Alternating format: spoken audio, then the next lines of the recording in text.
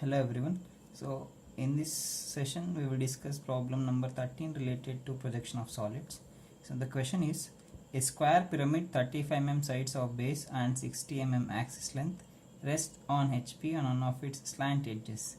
Draw the projections of the pyramid when the axis appears to be inclined to VP at 45 degrees. So that is the question that they have given. So here, if I just go through the question, so I'll have noted some points. So first and foremost thing is, so the type of solid is pyramid. So if I say a pyramid is a three-dimensional object and it will be having only the base, so it will not be having any top face, so as we were having in case of prisms. And about the lateral faces mean side faces, so all the lateral faces will be there in the form of a triangle. So that is about the pyramid. Okay, in case of pyramid you will not be having the topmost face, so instead of topmost face, so you will be having the slant edges means all the lateral edges, so which will meet at a common point called as apex. That is about the pyramid. And what type of pyramid that they have given in the question is the square pyramid. So what is the size of the square? So base of the square is 35 mm and height is nothing but the axis length of the pyramid, so that is 60 mm. Okay, this is the parameters that they have given, and we will solve this problem in three positions. The first position is the normal position, second is inclination to one plane, and third is inclination to the another plane. So when I just go through this question, so in the first position, that is normal position, we have to take the pyramid, we have to place it in the normal position. So in order to do that normal position, we have to identify so few things. That is, first one is the resting plane. So in which plane the solid is resting, that pyramid is resting. So if I just go through the question, he is telling that it rests on HP. So resting plane is HP here. So one thing we came to know that the resting plane is HP. So once after knowing the plane on which it is resting, so next we have to identify so whether it is resting on one of its sides or corners. So that we call it as resting position. How it is resting on that particular plane, whether it is resting on one of its sides or corners, that we need to identify. So is that condition is given in this question? So nowhere he has given that it is resting on one of its sides or corners. Instead of that, he is telling the second position condition. So here I have written that the resting position is not given directly. So instead of that, what is telling, it is resting on one of its slant edges. It is resting on HP on one of its slant edges. So this is the condition. So that is with respect to the second position. So this is the second position condition. So we know that, so we have placed the solid on HP. In the second position, we should take the condition with respect to HP, because in which plane we will place the object first. So with respect to that same plane, we need to take the condition in the second position. Okay, so since the pyramid is resting on HP, we have to take the condition with respect to HP. What is the condition with respect to HP? It is resting on one of its slant edges. What do you mean by this slant edge? So now, so how to identify with this condition, the slant edge condition, whether it is resting on one of its corners or sides? So that we will see now. So I have taken the pyramid here. So it is resting, so it is a square pyramid because the base will be having the square. So in the normal position, I'll place it on HP according to the question. I have taken this, so this plane is my HP, and what are the front that you are having, that is your VP. Okay, I have placed the solid on HP. I can place the solid in two ways. One is the side resting. It means that whatever the resting condition position that is there, we will take it towards our right hand side. So now it is resting on one of its edges or sides, I say, because this side is coming towards right side and that is exactly perpendicular with respect to VP. This is one condition we are having. Okay, so now the other condition is I can place the solid in this manner. So if I place the solid in this manner, I say it is resting on one of its corners, because only corner is coming towards our right hand side. Okay, so now these are the two positions, two possibilities that we are having. So which one we need to consider? So he is telling that it is resting on one of its slant edge. So what do you mean by that slant edge? So slant edge, it is a line, so which is passing from the base corner. So you can observe here a line that is passing from the base corner of the pyramid to the topmost point. This topmost point we call it as apex in case of pyramids. Okay, so in the second position we should obtain, so after tilting the object, we must have the pyramid on one of its slant edges. First I'll show it So the both the possibilities, what happens if you go to the second position? First position is this normal position, so it is resting on one of its sides because side is coming towards my right hand side. So this is the first position. If you see it from the front, it looks like a triangle. So if you see it from the top, it looks like a square. So if I go to the second position, so I'll take it to the second position now. So what I should do here, angle with respect to HP is not given. Instead of giving the angle, what is telling, so it should rest on one of its slant edges. So what I should do now, so I should make this entire pyramid to sleep on HP directly. So I will make it to rest completely on HP. So if I make it to rest on HP, so I have taken the side resting condition. So resting side is this one. So if I make it to rotate the pyramid completely, if I make it to rest completely on HP, it is not resting on one of its slant edges. Instead of that, it is resting on one of its faces. So why it is face? Because you can observe, so two corners of the base we will get. So along with that, you will be having this apex point. So if these three corners are resting coming on the HP, we call it as a face. So if I join three corners, we will get a face. If I say edge means you must have the two corners. So if I take it on one of its sides and if I rotate, if I make this pyramid, entire pyramid to rest completely on HP, what happens? So we will get it on one of its slant triangular face. So in case of pyramids, so all the lateral faces, so these faces are called as lateral faces. So all these lateral faces are slant triangular faces. You can observe this. So this is one triangle, this is the other triangle, and behind you are having one more triangle, and you will be having, likewise you will be having four slant triangular faces. Okay, so now what are the condition that I have taken? So that is wrong, because so if I rotate, I have shown you that, so if I rotate this object, what happens? It is resting on one of its slant triangular face. Again and again I am showing the same thing, so but you have to understand that properly. So now, so I'll take it on one of its corners. I'll take the object on one of its corners. So this is the condition that I am taking. I'll check now. So if I take on one of its corners, what happens? So this is the first position. If I see it from the front, it looks like a triangle. If I see it from the top, it looks like a square with corner resting.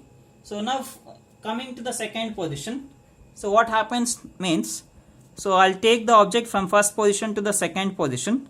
So I'll tilt this object, I'll make this entire pyramid to rest it on one of its this edges. So what happens, you'll see. So I'll rotate this solid, so this resting corner should be there on HP itself, and I'll make it to rest completely this pyramid on HP. Okay, if I make it to rest completely on HP, you can observe that, so below you'll be having only the edge. So this edge is your slant edge. So now I say that the pyramid is resting on one of its slant edges. So this is how we need to understand. So if I take it on one of its corners, so in the second position I'll get it on one of its slant edges. If I take the pyramid on one of its sides or edges, so in the second position, if I, after making it to rest completely on HP, I'll get it on one of its slant triangular face. Okay, so already we'll be having two corners at the base, and one more corner that will get it on HP is the apex. If you get three corners, it forms a face. If you get two corners, it forms an edge. So that we know, all of you. So if I place it on one of its corners, I say that in the second position, so I'll get the pyramid on one of its slant edges. So this we have to understand it clearly, right? So now I have understood that. So the given question, what he has given, it is resting on one of its slant edges. So it means that if I want to rest this complete pyramid in the second position on one of its slant edges, we have to take the pyramid on one of its corners. Okay, so that is what I have written. Second position condition is that the pyramid rests on its slant edge, means the edge that is passing through the resting corner.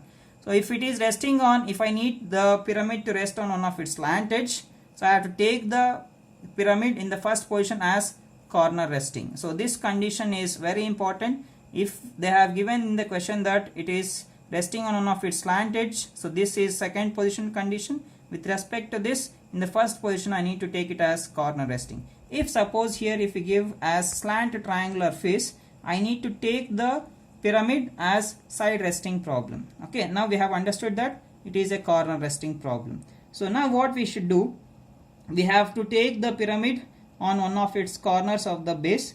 So place the resting corner towards my right hand side. You can observe here. So this is the pyramid that I have taken. So since I need it on one of its slant edges in the second position, I should take this problem as corner resting problem. So now I say that the corner which is there towards my right side, the base corner of the pyramid, that is my resting corner. That point is A. Okay. So now I'll take this pyramid. So I have placed it on HP on one of its corners. Now I'll take the different views. So here we need the top view as well as front view. So if I take the top view of this particular pyramid, so if you can observe, the entire base of the pyramid is visible. All the four edges are visible here. Okay, AB, BC, CD and DA. Along with those four base edges, so you can see all these slant edges which are passing from each and every corner of the base and they are meeting at the apex point. So all these four slant edges are visible to you from the top. In the top view, all the slant edges are visible. So that forms a pyramid. Okay. So what about its front face? So front view, if you see this object from the front, it looks like a triangle for me. So complete entire base is visible. Base of the pyramid is visible to you. So along with this base, so how many slant edges are visible here? So you can see three slant edges, AO, BO as well as CO. So all these three slant edges are visible to you. What about the axis line? Axis line will be there. So a line which is passing through the apex point and it will meet at the base exactly at the center point of the cross section. So that axis line will be lying exactly behind this OB slant edge. So that is not visible because this axis line is getting overlapped behind this OB slant edge. Okay. So this is how we have to understand the problem. So now let us proceed with the construction. So construction part. So I have written it here. So in the top view, square with all slant edges are visible, and in the front view it looks like a triangle. And how many slant edges are visible? Three slant edges are visible, and axis line is not visible here because I have told you that. So it is getting hidden behind that slant edge OB. Okay. So now I'll proceed with the construction part. So first and foremost thing what I have done here is, so I have taken the sketch sheet. So in the sketch sheet I have taken my reference line, that is XY line. So I have taken the first angle of projection. It means that vertical plane will go above the XY line and HP, that is the horizontal plane, will come below the XY line. So now I have to place the square on one of its corners. For that what we will do is, so I'll take one reference line with respect to this XY line exactly at an angle of 90 degrees. So I have considered this line in the grid sheet. So I have considered one point. So this point will be my reference point. Okay. So with respect to that particular point, I'll make use of my protractor. So place your protractor along the vertical line exactly at that point, that reference point, and you mark two 45 degree lines, 45 degree points. I'm sorry. So with respect to that reference point. So after marking two 45 degree points, what we need to do? We need to draw a thin lines. The lines has to pass through the reference point and that 45 degree mark what you have taken with the help of protractor.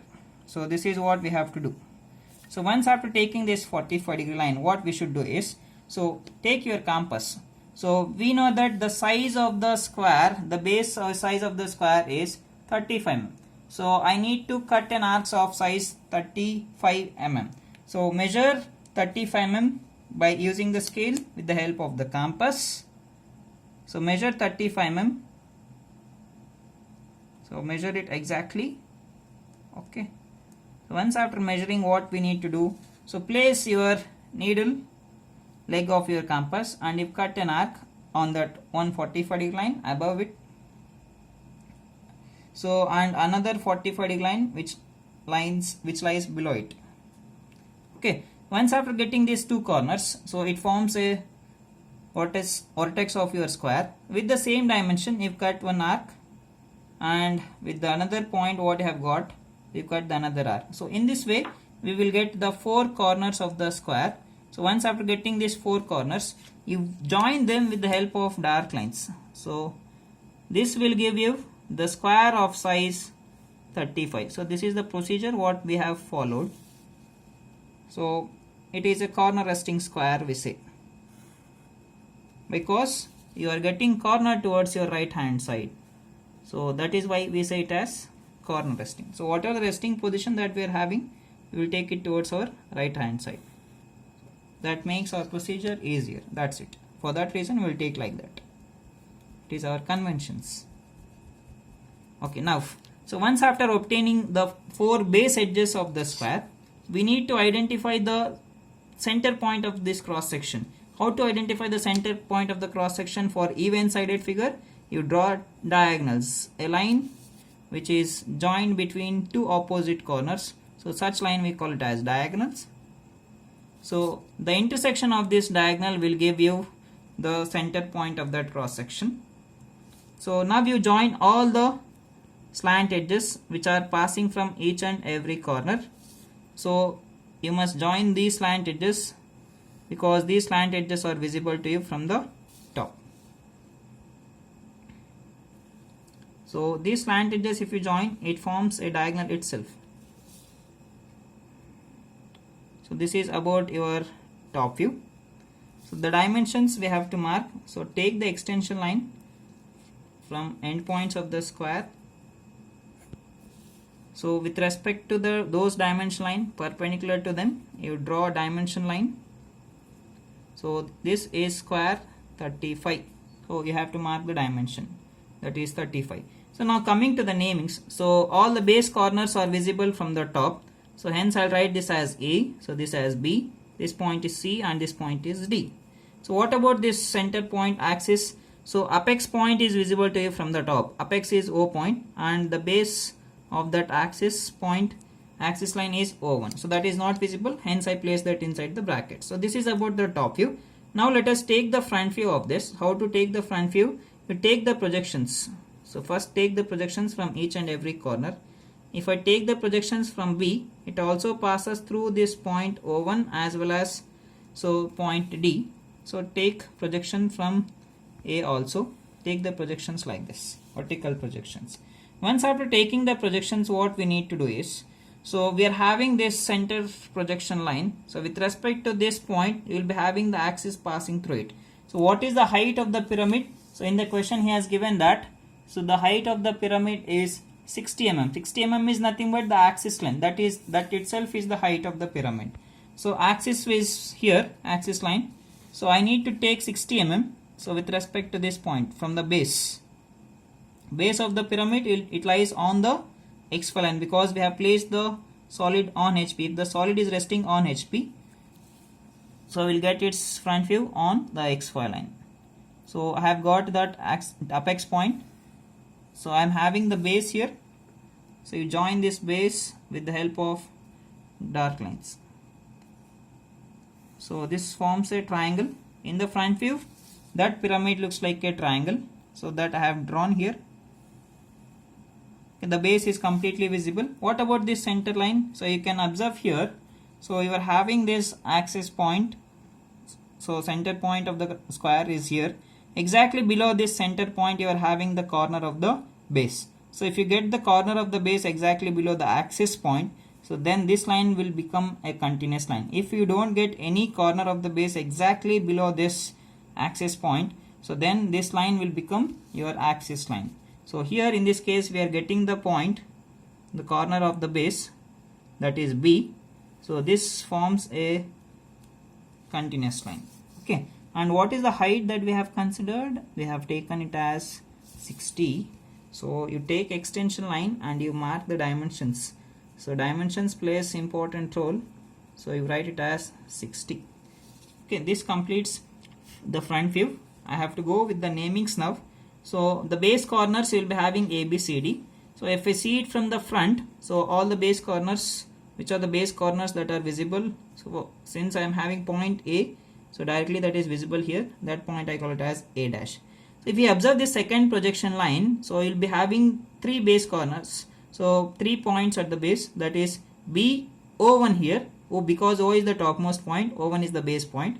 So B, O1 as well as D. So among these 3 points, so which is far away from the XY line, that you place it outside the bracket because that is visible, that point is visible. Remaining corners or points are not visible to you. So I call this as B dash of O1 dash of D dash. So finally, with respect to this projection line, I am having only C point, so you call it as C dash. So topmost point, that is apex is always visible to you. So this is about the front view.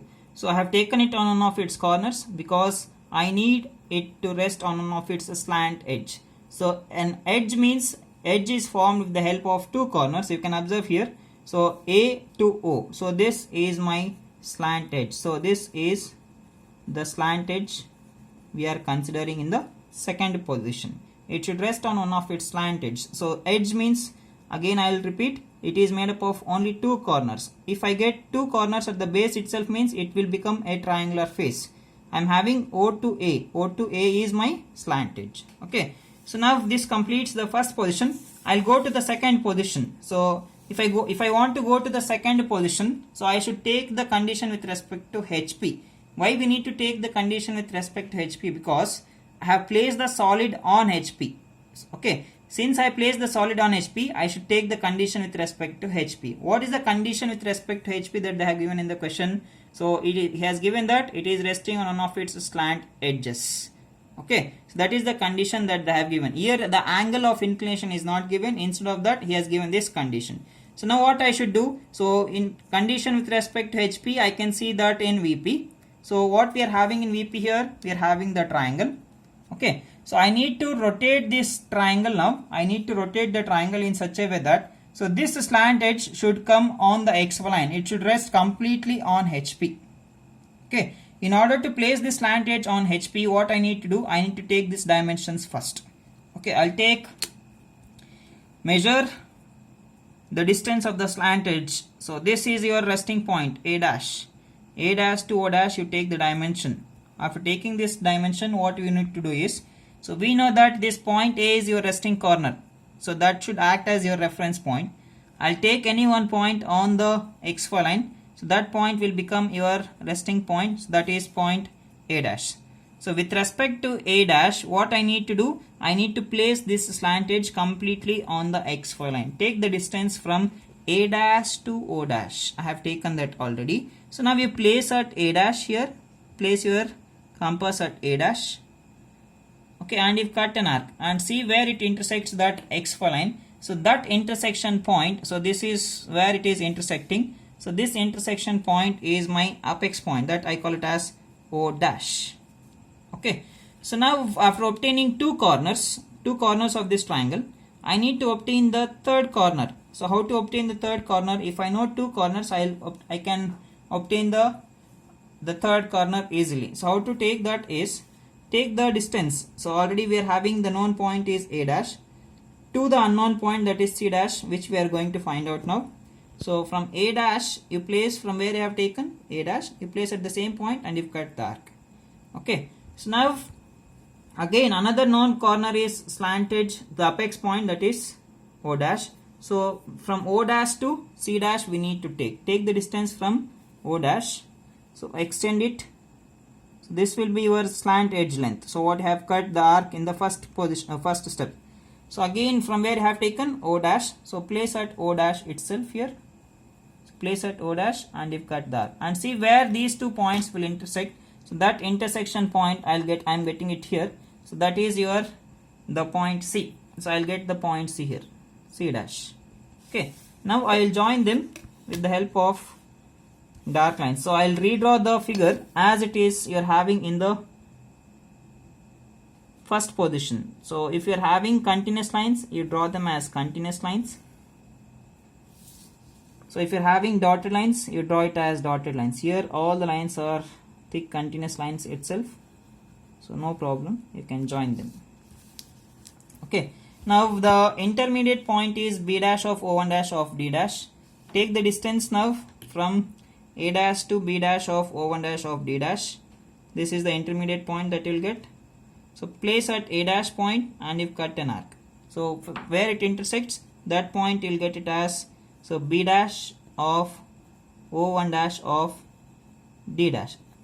Okay, so once after getting that point, center point, so you join them with the help of dark line because the slant edge B dash O dash is visible.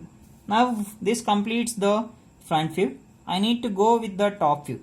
So what I need to do, so in order to obtain the top view, I need to take the projections. So I need to take the horizontal projections as well as vertical projections.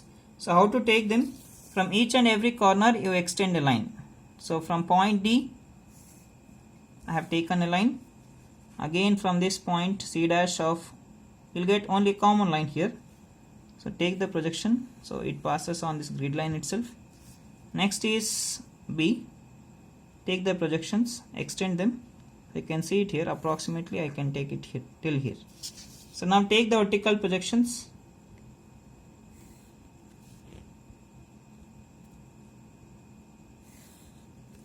So finally the apex point, I'll get it here. So once after getting all the corners, I have forgot this point C. Take the projections. So once after taking the projections, you do the namings. So all of you know how to do the namings. So intersection of A and A dash. So where you'll get the intersection points, that you call it as A. So this point is A here because A dash to A, the intersection of these two lines, you call it as A. Next is B, B to B dash. So this point will be B. So here you'll get point C inside.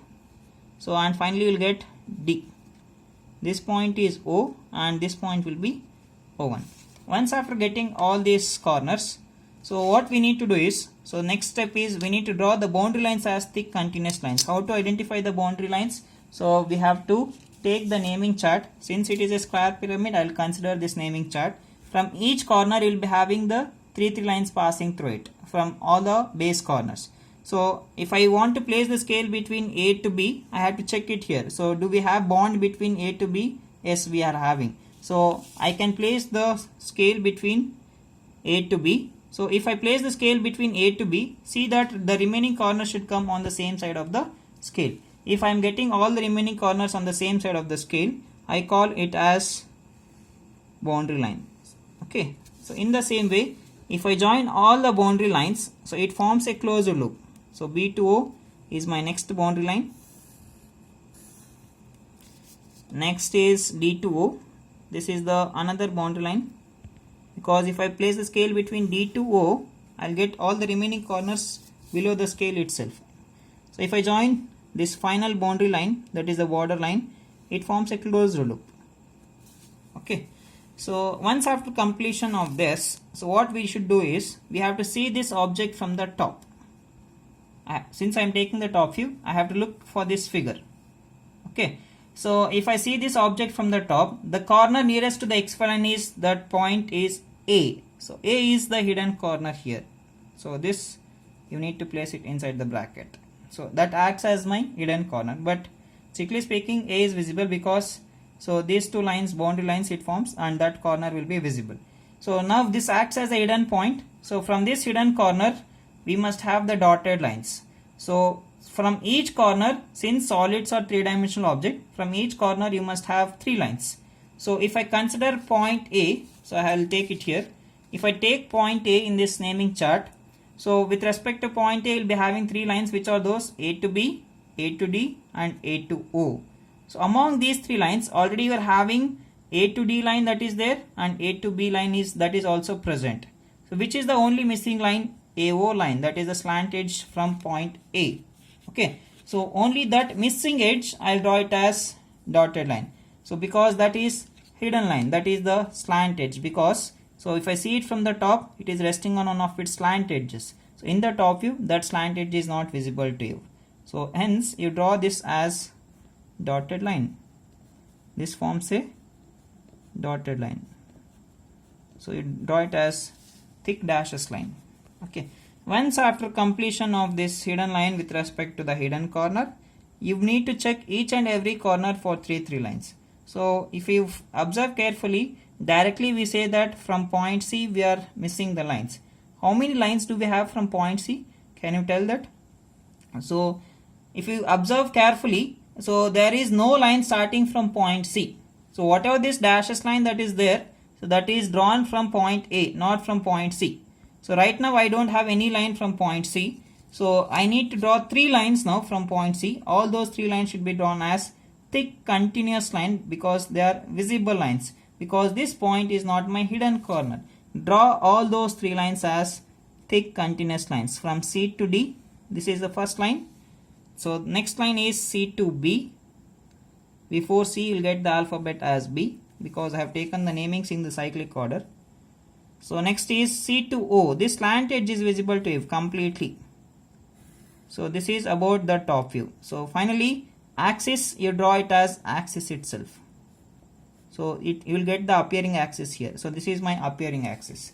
So you can observe the same thing with the help of this solid. So once after rotating, after placing this solid completely resting on HP. So if you see this object from the top, okay, so this point A is also visible, I said.